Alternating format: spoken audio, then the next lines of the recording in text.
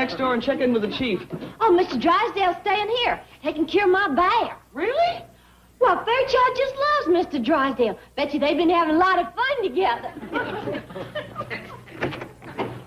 I wonder who's been doing the cooking. Likely Mr. Drysdale. Well, if Mr. Drysdale's been doing the cooking for Jethro and Ellie's bear, he ain't had much time for banking. Boy, am I glad you're all back, especially you, Granny. I love you. Can I carry you into the house?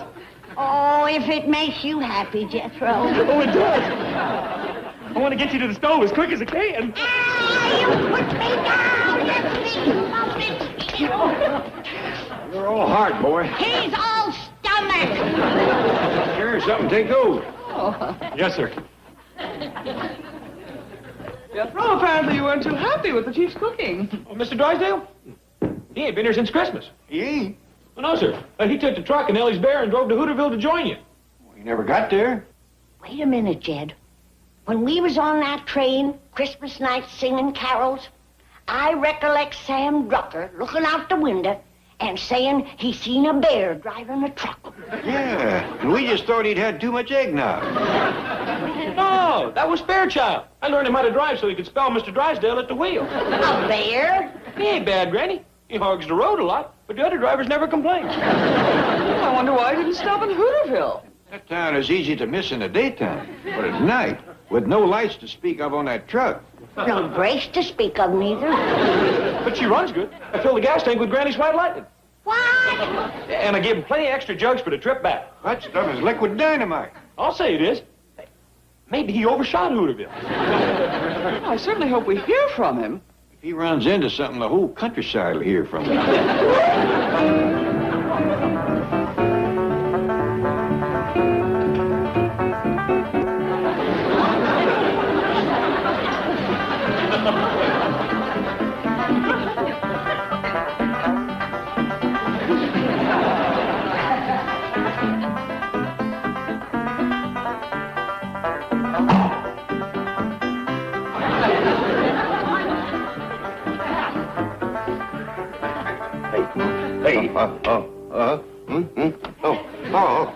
Who are you? I'm the sheriff. Who are you? Oh, I'm the president of the Commerce Bank of Beverly Hills. Oh. Well, who's your friend? The mayor? He's not my friend. He's just a rotten, no-good hippie bear. You ride around with bears a lot, do you? Oh, of course not. Now, look, Sheriff, I can explain everything. I must admit it does seem a bit peculiar. No, not at all. Just let me see your driver's license. Yes, sure. Oh, my wallet's missing. Maybe your hippie friend rolled you. No, it probably dropped out of my pocket. You see, we've been sleeping on the ground a lot because these lousy motels around here won't give us a room. No fool. That's mighty unfriendly of them. Everybody's been unfriendly. We drive up to a farmhouse, you use the phone, ask for a little food, they sick the dogs on us. We're going to make up for all that. We want you to be a guest of the county for a while. Well, now, that's more like it. You mean I'm under arrest? That's right. What for? What are the charges? For a starter, hauling moonshine. Now, look, Sheriff, you've got it all wrong. I just use this stuff to run the truck on. You mean you use the truck to run this stuff on?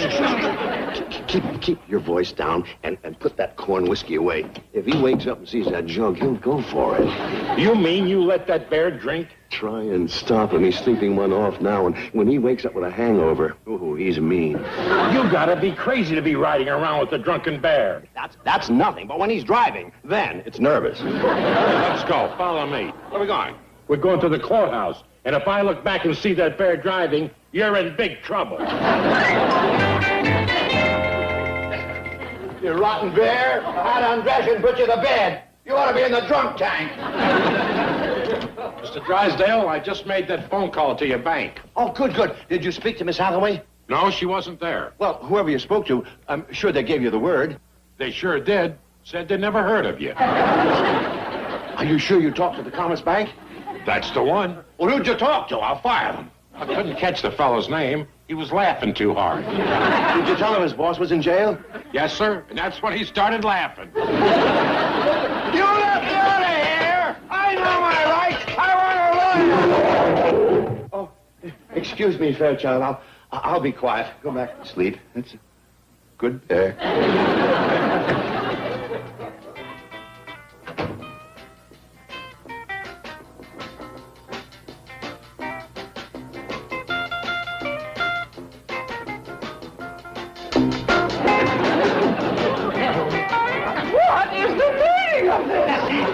Miss Hathaway. We are celebrating. New Year's Eve is past. We're celebrating something better than that. Yeah, we finally got him. Public enemy number 1.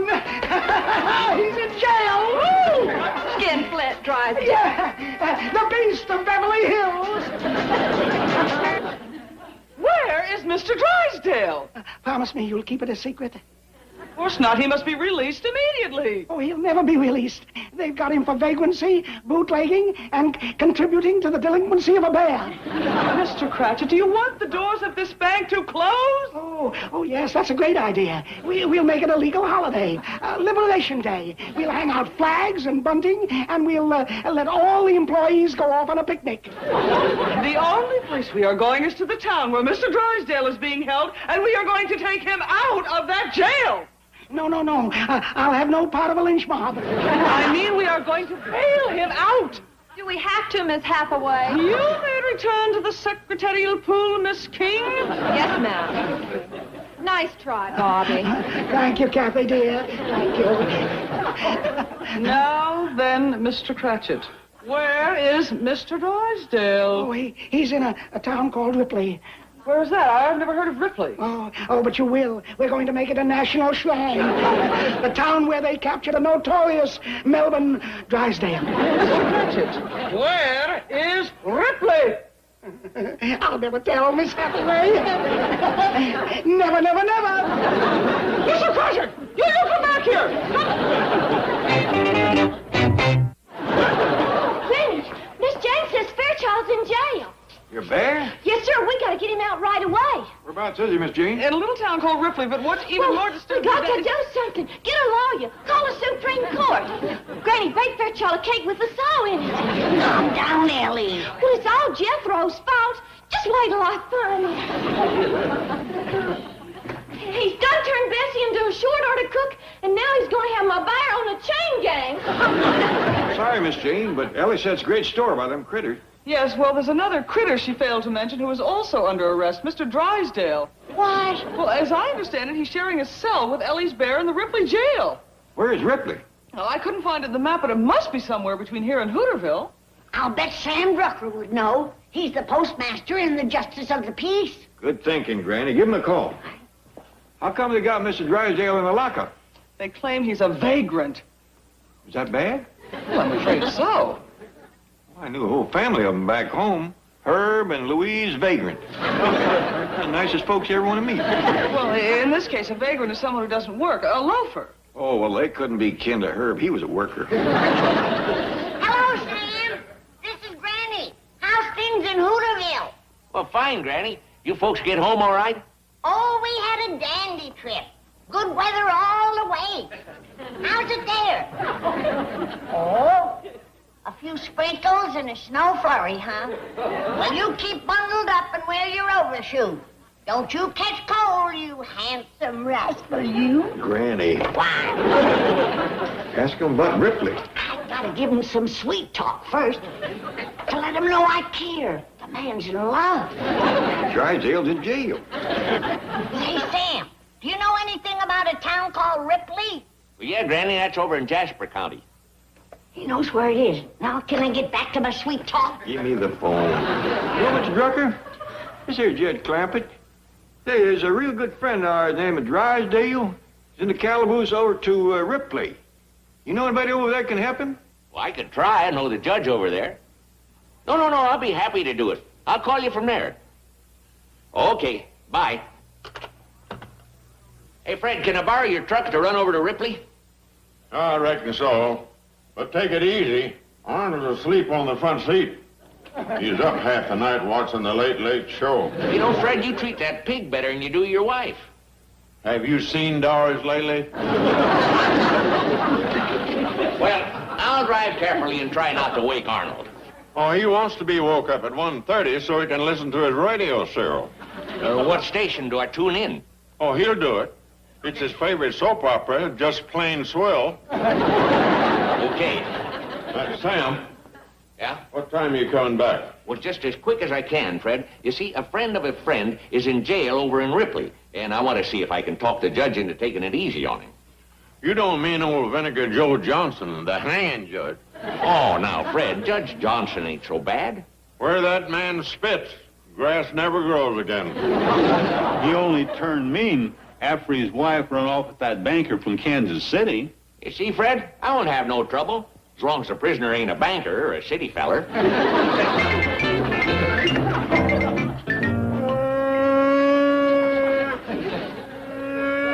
Oh, shut up, you hairy wino. You alcoholics all alike, you never learn. Oh, ooh, you have bad breath, Fairchild. Bad breath. How about a little fresh air? Well, it's about time. But you're not out of the woods yet. I'm preferring charges against you. False arrest, false imprisonment, violation of my constitutional rights. Oh, wait till my lawyer gets through with you. Oh, knock it off. Oh, don't you hit me, I'll sue. I'll charge police brutality. Will you sit down and be quiet? I'm here to take your hungover friend for a walk. I hear him groaning all over the courthouse. People think we're mistreating the prisoners. Look, when do I get out? Listen, did you call my bank again? Yes, and the same fella answered and he's still laughing. Listen, I really am president of that bank. You've got to believe me. I don't even believe it's a bank. All I hear there is rock and roll music and girls laughing and people yelling about Liberation Day. Will you please call again and let me talk? I can't waste the county's money on that. The Vinegar Joe wouldn't like it. Who's Vinegar Joe? The judge is going to try your case if he ever gets back from fishing. The judge is out fishing? Yeah, and mister, you better hope he has good luck. Hey, Pete, where'd you get the... Where'd you get the bear? Oh, I took him off with a vagrant. Oh, say, he's a rough-looking character. Where'd you pick him up? Out on River Road. He was running moonshine, the bear was riding shotgun. He ought to be pretty fair protection. Yeah, lucky for me, he was sleeping off the snootful. The bear drinks? Judging from his clothes, he probably smokes pot. That man must be a real degenerate. He's a bad one, Sam. Just wait till this case comes up in front of Vinegar Joe. Where is the judge? He's up the river fishing for white bass. Oh, he's gonna be mean when he gets back. The bass ain't running today. I feel sorry for that poor guy. You know, so do I, but that's his problem. I'm looking for a fellow by the name of Drysdale. Oh, that's him. Oh, no, I gotta plead his case in front of Vinegar Joe. I guess so. He claims he's a president of a bank in Beverly Hills. Holy cow, a city feller and a banker. Good luck, Sam. Well, I'll need it. The judge is up the river and he's up the creek. Mr. Drysdale, I'm Sam Drucker. Oh, I'm pleased to meet you. Sam Drucker? So you're behind this plot. Oh, I might have known. Boss Drucker, head of the Hooterville Mafia. Finally, we meet face to face. Yeah, and I'm getting the worst of it. I can see it all now. You're trying to ruin me so you can have the clamping fortune in your bank. You framed me. You had me picked up on phony charges. I don't even know what you're talking about. Not much you don't. And leaving the cell door open, hoping that I'll make a break for it, huh? So your friend Pistol Pete can shoot me in the back. Even brought the bear outside so there wouldn't be any witnesses. Well, it won't work. You've railroaded me this far, but you're not dumping me into an unmarked grave. Mr. Drysdale, I think you're a little wrought up. I am wised up. And I demand a fair and impartial trial before a judge. Well, you'll get a trial just as soon as Joe gets back. Joe? Judge Johnson. Oh, well, you even have the judge in your pocket. It's Sam and Pete and Joe. Oh, what a trio. The political boss, the gunslinger, and the crooked judge. I'd be real careful what I say about Judge Johnson. There are two kinds of men he don't like, and you're both of them. I am a Beverly Hills banker. Bingo. Get out of here, you small-town gangster.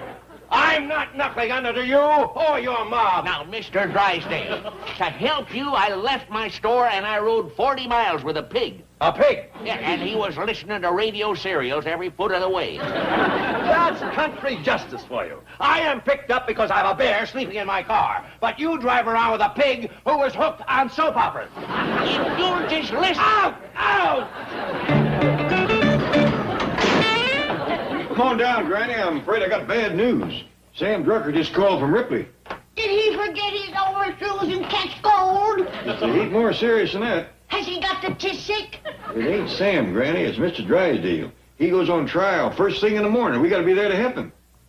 Well, I've gotten the directions to Ripley. We're going to have to drive most of the night to get there in time. What all are they holding again, Mr. Drysdale? The charges are piling up at the minute, but the one I'm worried about is murder. He's committed murder? Not yet, but I'm afraid he will when he gets back to his bank. Hear ye, hear ye. Circuit Court of Jasper County, Township of Ripley is now in session. Honorable Joe Johnson presiding. All rise.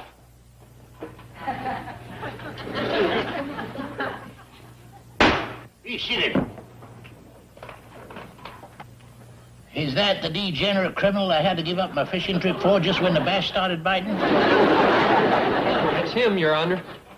I object. You're calling me a criminal before I... Sit down and shut up. You're in contempt of court just from the way you look.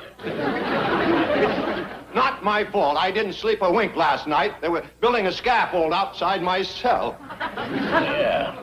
We're gonna hang that big city banker that ran off with my wife. Hang him? Why? He brought her back. Now, what are the charges against this tramp? First, there's vagrancy. 30 days. I am not a vagrant. I'm a banker. 60 days. I am president of one of the biggest banks in Beverly Hills. 90 days. What else is he guilty of? Contributing to the delinquency of a bear. A bear? Yes, Your Honor. Where is he? Well, Peter's bringing him across the courthouse lawn, and he got loose and chased a woman up a tree. Oh, now, that's serious. Possession of a dangerous wild animal jeopardizing the lives of peaceful citizens. Sorry about the delay, Your Honor, but the bear got loose and treed your wife. Was that Phoebe he chased up the tree? Yes, Your Honor, and I'm afraid she's still up there.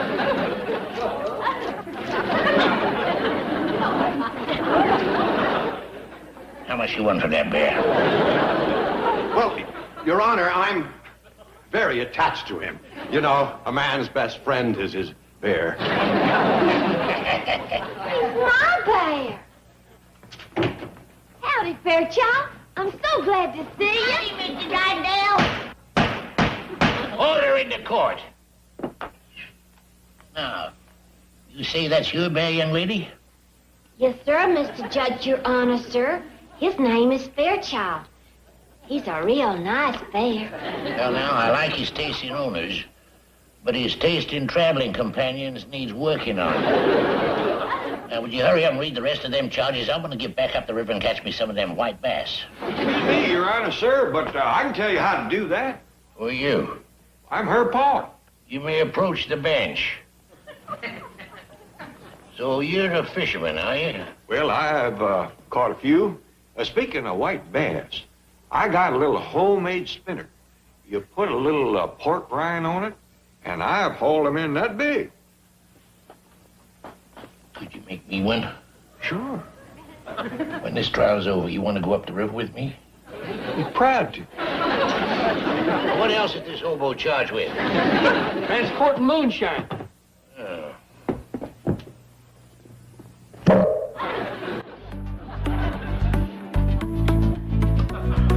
Smells like Tennessee tranquilizer.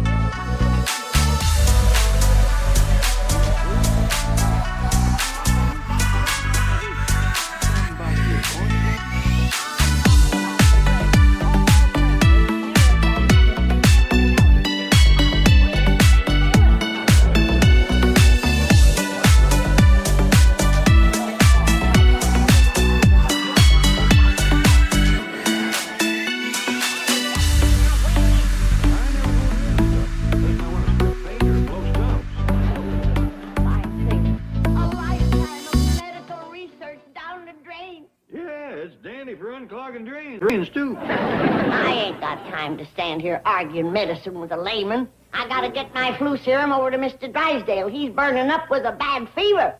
Well, if he drinks that stuff, he'll bust into flame. I'll get a jug from my root cellar. Doctor tries to serve humanity and all. And put that jug down. Dad! What's the trouble? Ellie Mae's Bear's drinking my moonshine. My flu serum.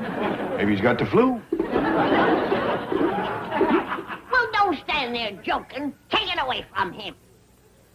You're the one that's joking. Well, what am I gonna do? Well, you might start making him a pot of black coffee. He just finished that whole jug. He fell down. I think it knocked him down. Shame on you, Fairchild. Now you're gonna get a whooping. Now, this is gonna hurt me worse than it does you. You can bet on that. Well, you gotta be cured of bad habits. Spare the rod and spoil the bill. Give him a good birching, Jed. Penny, I wouldn't tackle a mouse after he had a snoot full of that Smoky Mountain skullbuster. Well, he's gotta be punished. He will be. When that stuff wears off, he's going to wake up with headache number 340.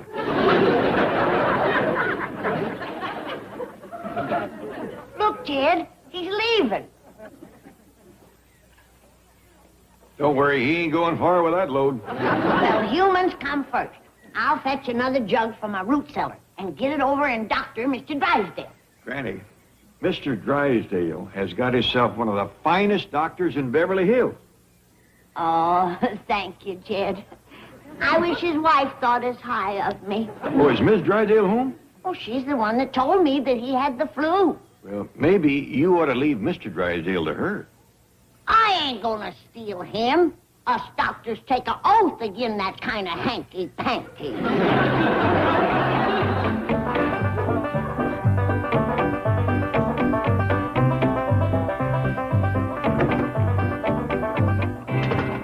I spoke with Dr. Clyburn. Yes? He has the lab reports back. And? He says that what Mr. Drysdale has is just plain, old-fashioned, common, ordinary flu. How like you, Milton. Everybody else in Beverly Hills has the latest thing, Hong Kong flu. But you have to have common, ordinary flu. He never misses an opportunity to embarrass me in front of my friends. But I have a fever of 102. Mr. Van Ratzenhoff has the Hong Kong strain, and he has a fever of 104. But you never rise above the ordinary. How can I face my bridge club and be snubbed by Mrs. Van Ratzenhoff? I'll just have to stay home. Oh, please, not that. What'd you say? Margaret, believe me, I didn't get this flu on purpose. You probably got it from associating with those dreadful hillbillies. If it's common, they've got it. If it will take you off the hook, I'll try to let it go into pneumonia. Promises. All the money we spend with Dr. Clyburn, you'd think that he could have spared me this disgrace. Perhaps you can get him to change the diagnosis. Too late for that. By now, his nurse has blabbed it all over town. Wait, Claude. Don't go near Daddy. You'll get germs. Milburn, stop breathing.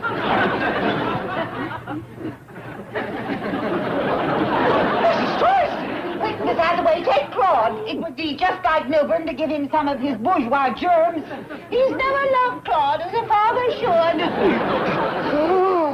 Too late for pretense, Milburn. It's just common flu, and by now everybody has heard about it.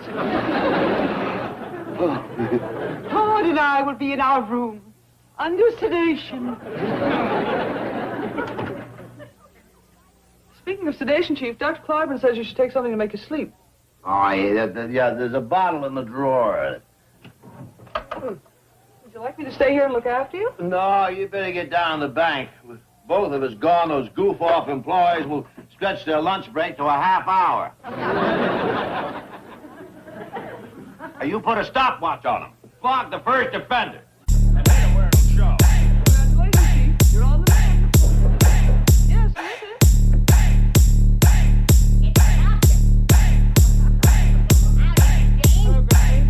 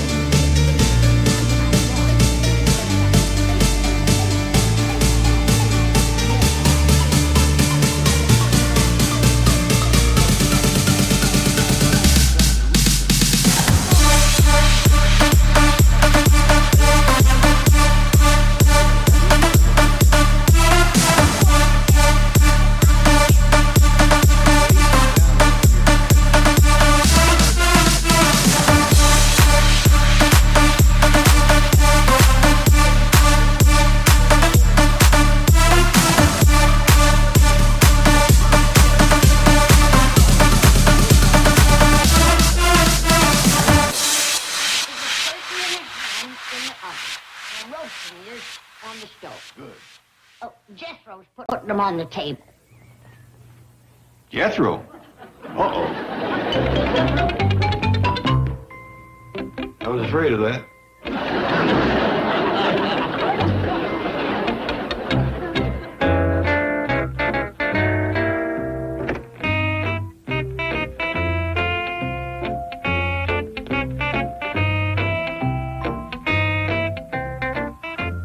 Oh, my.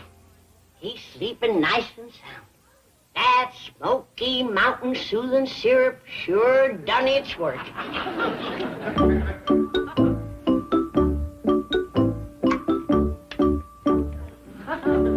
He took the whole jug.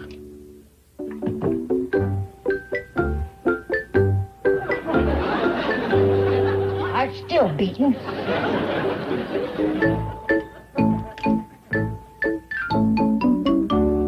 His tongue ain't charred. His eyeballs ain't spinning. His joints ain't locked. No side effects at all. That sure was a good batch. Well, his system must have needed it. Still has a touch of fever. I best refill his prescription.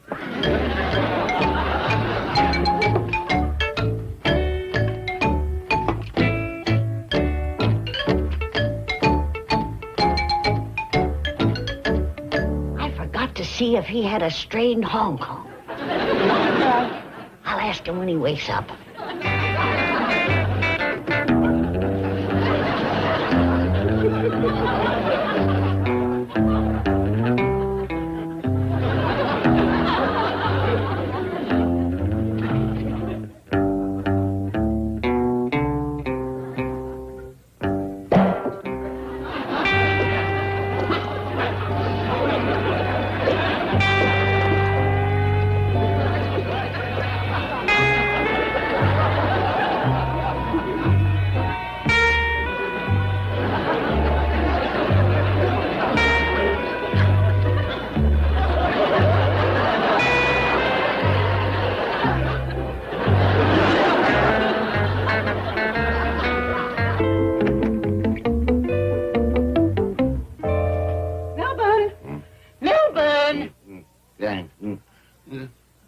Margaret, I was sound asleep. How like you, Milburn. You sleep while I suffer. Suffer? Your common flu has made me a social outcast. Has your fever gone up? Do you feel any worse? No. You're not trying. Were you in here wearing a black fur coat? Of course not. Well, I thought I saw something big and furry standing beside my bed. Milburn, maybe your fever has gone up. Maybe you're delirious. It seemed to be snorting, slurping, and growling. Yes, yes. And then it kind of floated across the room. Milburn, how wonderful. You're sicker than even I dared hope. I'll call Dr. Carbon and demand a retraction. I'll get him to issue a new diagnosis. Maybe he'll even put you on the critical list. That'll show Mrs. Van Ranserhoff that there's no common flu in my family. To a devoted wife, wherever you are.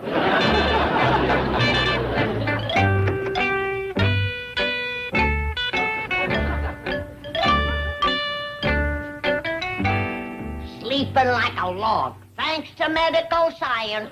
Hey, didn't you say you left a second jug? Yeah, I put it right there. Bessie found it. Jed, he emptied this one, too. He's still breathing? Of course he is. And his fever's busted. Pull the covers up, Ellie, so he don't chill. With what he's got in him, he couldn't chill at 30 below. Think I ought to leave another refill? No, now let's all get out here and let the man rest. Sure resting peacefully, ain't he? Just like he was rocked to sleep. Or stoned.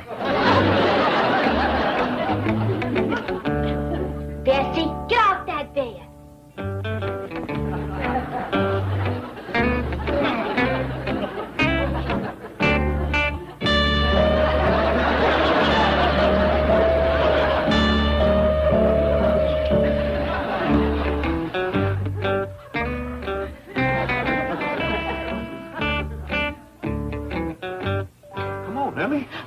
reckon we ought to stay and see he don't get out of bed? After 2 jugs of Possum Ridge Paralyzer, the only thing that can get him out of bed is an earthquake.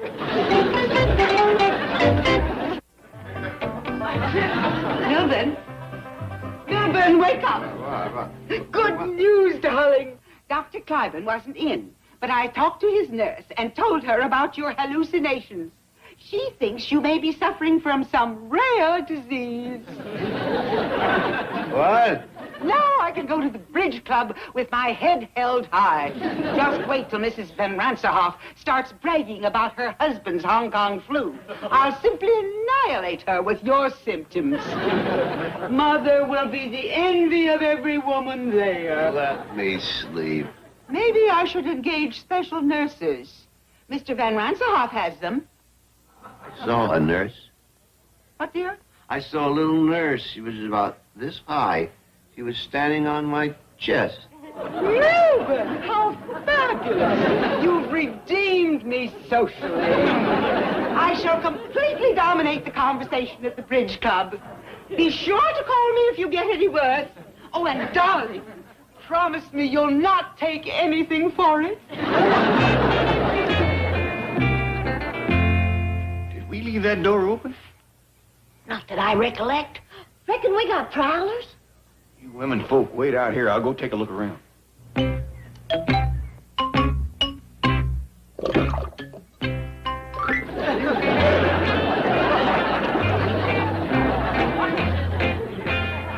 Take a look, Granny. We got a prowler. I'm afraid so. Did he get much? About a half a gallon.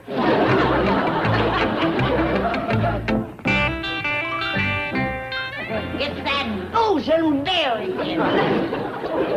I'll learn you to drink. I think he's got the hang of that already. Hit him in the nose, Jed. Make him let go of that jug. Then who's going to make him let go of me? Fairchild, shame on you. Put that jug down. What's got into you anyway? The last of my flu serum. That's what. You never used to behave this way before you went to Hooterville with Mr. Drysdale. She's right, Jed. It's Mr. Drysdale that led that bear astray. Mr. Drysdale ain't a drinking man. 2 jugs in 2 hours don't exactly make him a teetotaler. I thought you give him that for his flu, Doctor. When you take it by the dose, you're a patient. When you take it by the jug, you're a drunk. Fairchild won't get no more, Granny. I'll have Betsy watch. Too late. The whole town will come down with flu. There's a bear and a banker that won't.